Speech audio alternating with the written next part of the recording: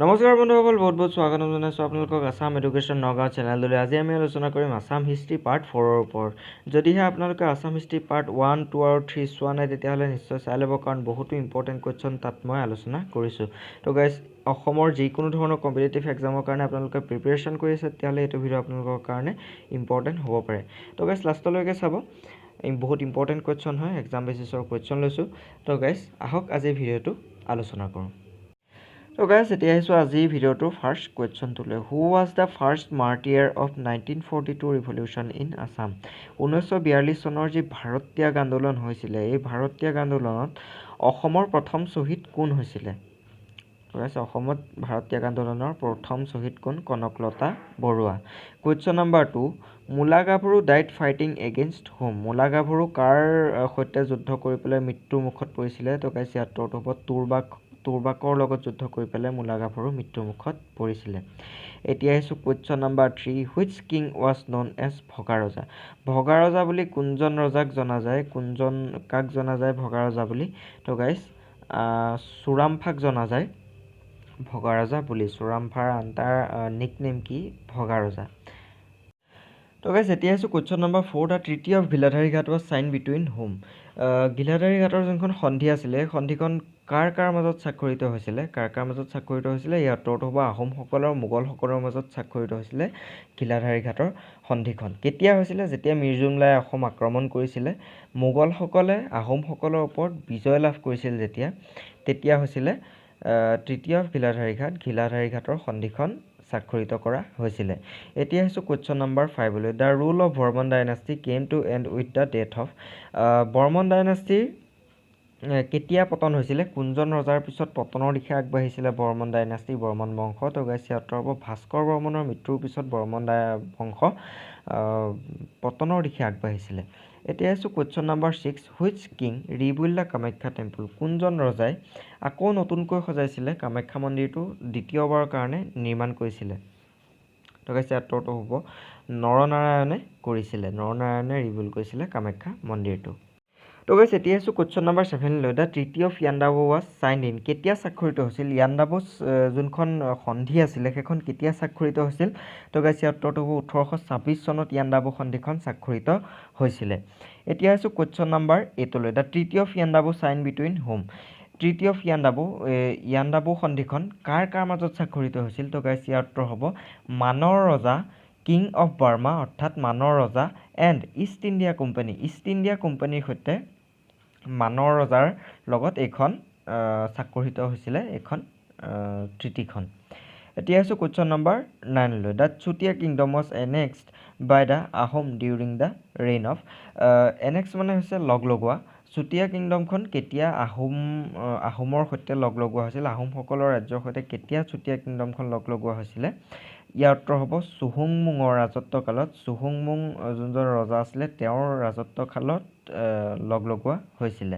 আৰু চুহুংমুঙক কি বুলি জনা যায়? দিহিঙীয়া ৰজা বুলি জনা যায়। তো গাইজ, কুৱেশ্যন নম্বৰ 10টো হৈছে, who was the king of Kamrup during the invasion of Muhammad Shah? Muhammad Shah যেতিয়া কামৰূপ আক্ৰমণ কৰিছিলে কামৰূপত, তো তেতিয়া কামৰূপৰ ৰজা কোন আছিলে? তো গাইজ, ইয়াৰ উত্তৰটো হ'ব পৃথু আছিলে সেই সময়ত কামৰূপৰ ৰজা। এতিয়া আহিছোঁ কুৱেশ্যন নম্বৰ 11টোলৈ। The king Prithu was also' known as? পৃথুক কি বুলি জনা যায়? পৃথুৰ আন এটা নাম কি? পৃথুৰ আন এটা নাম হৈছে বিশ্বচন্দ্ৰ দেৱ।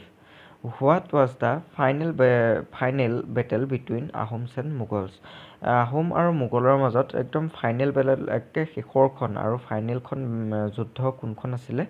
একে শেষৰখন যুদ্ধ সেইখন আছিলে বেটেল অফ ইটাখুলি। আৰু কিমান চনত হৈছিলে এইখন যুদ্ধ? 1682 চনত হৈছিলে ইটাখুলিৰ যুদ্ধ। আৰু ইটাখুলিৰ যুদ্ধত কোনে বিজয় লাভ কৰিছিলে? মোগলসকলে বিজয় লাভ কৰিছিল। তাৰপিছতেই হৈছিলে ঘিলাধাৰী ঘাটৰ সন্ধি। তো গাইজ, 13 নম্বৰ কুৱেশ্যনটো হৈছে, in which year was the treaty of Ghiladhari ঘাট চাইন? ঘিলাধাৰী ঘাটৰ যোনখন সন্ধি আছিলে কিমান চনত স্বাক্ষৰিত হৈছিলে? 1663 চনত স্বাক্ষৰিত হৈছিলে ঘিলাধাৰী ঘাটৰ সন্ধিখন। এতিয়া আহিছোঁ 14 নম্বৰ কুৱেশ্যনটোলৈ। Treaty of Asurar Ali was sign between whom? Asurar আলিৰ যোনখন ট্ৰিটি আছিলে, সন্ধি আছিলে, কাৰ মাজত স্বাক্ষৰিত হৈছিলে? মোগল আৰু আহোমৰ মাজত স্বাক্ষৰিত হৈছিলে ট্ৰিটি অফ আছোয়াৰাৰ আলি এতিয়া হৈছে 15 নম্বৰ কোৱেশ্চনটো when did the Moamoria revolt held for the first time প্ৰথম মোৱামৰীয়া বিদ্ৰোহ প্ৰথমবাৰৰ বাবে মোৱামৰীয়া বিদ্ৰোহ কিমান চনত হৈছিল অৰ্থাৎ প্ৰথম মোৱামৰীয়া বিদ্ৰোহ কিমান চনত হৈছিল তো গাইস ইয়াৰ উত্তৰটো হ'ব 1769 চনত হৈছিল প্ৰথম মোৱামৰীয়া বিদ্ৰোহ started during the time of স্বৰ্গদেউ লক্ষ্মী সিংহ আৰু কাৰ দিনত হৈছিল প্ৰথম মোৱামৰীয়া বিদ্ৰোহ কাৰ দিনত হৈছিল কোনজন ৰজাৰ দিনত হৈছিল লক্ষ্মী সিংহৰ দিনত হৈছিল তো গাইস এতিয়া আহিছো কোৱেশ্চন নম্বৰ 16 লৈ who was da Paika during Ahom rule Ahom সকলৰ ৰাজত্বকালত পাইক কাক কোৱা হৈছিল পাইক সকল কোন আছিল তেতিয়া তো গাইস ইয়াৰ উত্তৰটো হ'ব paik was every male in the Ahom kingdom between the 15 to 50 years who was not a noble high caste paik সকল আছিল যে 15 পৰা 50 বছৰ বয়সৰ যোনখিনি মেল আছিল আহোম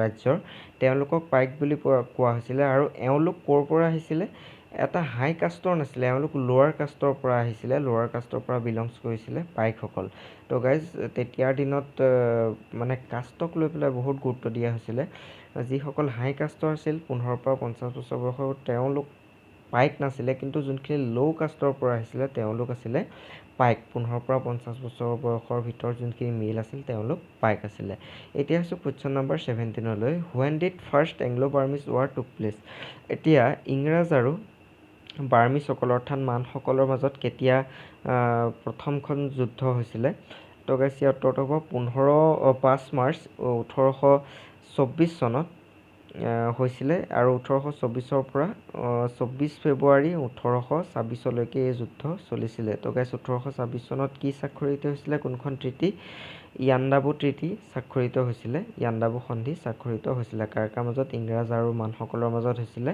তো গাইস এটো মনত ৰাখিব এতিয়া আছে কোৱেশ্চন নম্বৰ 18 লৈ who was the last ruler of the Chutia kingdom Chutia কিংডমৰ একদম শেষৰজন ৰজা কোন আছিল শেষৰজন ৰুলাৰ কোন আছিল তো গাইস চুটিয়া কিংডমৰ সবতছে শেষৰজন ৰুলাৰ হৈছে নীতিপাল তো গাইস এতিয়া আছে কোৱেশ্চন নম্বৰ 19 লৈ the Chinese pilgrim Hiuen Tsang visited Kamrup in which year কামৰূপলৈ হিউৱেন চাং যোনজন এজন চাইনিজ পৰ্যটক আছিল চীনৰ পৰ্যটক আছিল তো তেওঁ কেতিয়া আহিছিল কামৰূপ ভ্ৰমণ কৰিবলৈ 643 এডিত আহিছিল in the rule of Bhaskar বৰ্মনৰ ৰাজত্বকালত আহিছিল হিউৱেন চাং কামৰূপলৈ তো গাইস কোৱেশ্চনত আহিব পাৰে যে হিউৱেন চাং কাৰ কোনজন ৰজাৰ ৰাজত্বকালত হিউৱেন চাং কামৰূপ ভ্ৰমণ কৰিবলৈ আহিছিল তো গাইস ইয়াৰ উত্তৰ হ'ব ভাস্কৰ বৰ্মনৰ দিনত আহিছিল এতিয়া আছে কোৱেশ্চন নম্বৰ 20 লৈ Kushal Konwar was hanged for which reason কুশল কোঁৱৰক কি কাৰণত ফাঁসি দিয়া হৈছিল ফাঁসি কাঠত লমোৱা হৈছিল কি কাৰণত তো গাইস ইয়াৰ উত্তৰটো হ'ব কনস্পিৰেসি এণ্ড ট্ৰেইন ডিৰেইলমেণ্ট নিয়াৰ সৰুপথাৰ গোলাঘাটৰ সৰুপথাৰৰ ওচৰত যোনটো ৰেল বাগৰুৱা দুৰ্ঘটনা হৈছিল আৰু এই দুৰ্ঘটনাটোৰ কাৰণে দোষী স্বৰূপ কৰা হৈছিল কুশল কোঁৱৰক আৰু ইয়াৰ বাবে কুশল কোঁৱৰক ফাঁসি দিয়া হৈছিল এতিয়া আছে কোৱেশ্চন নম্বৰ 21 লৈ when was কুশল কোঁৱৰ হেং কুশল কোঁৱৰক কেতিয়া ফাঁসি দিয়া হৈছিল কিমান চনত ফাঁসি দিয়া হৈছিল তো গাইস ইয়াৰ উত্তৰটো হ'ব 15 জুন 1943 চনত কুশল কোঁৱৰক ফাঁসি দিয়া হৈছিল তো গাইস ইম্পৰ্টেন্ট হয় মনত ৰাখিব তো গাইস কোৱেশ্চন নম্বৰ 22 টো হৈছে the first peasant uprising against the British was known as অসমত হোৱা ব্ৰিটিছৰ বিৰুদ্ধে প্ৰথমটো আন্দোলন কি আছিল তো গাইস উত্তৰটো হ'ব ফুলগুৰিত হোৱা আছিল প্ৰথমটো আন্দোলন ব্ৰিটিছৰ এগেইনষ্টত হোৱা